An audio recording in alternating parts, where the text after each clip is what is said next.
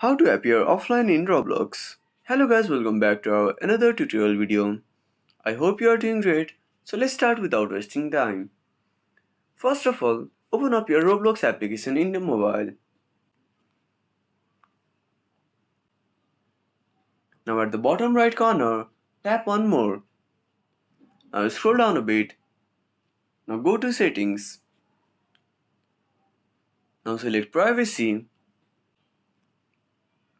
Now scroll down a bit.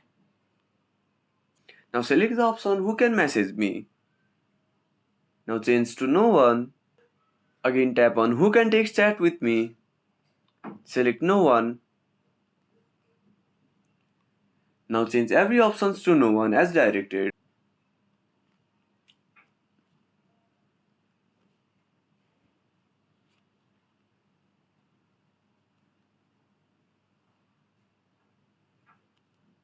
So by following this simple step, you can make yourself less visible in Roblox.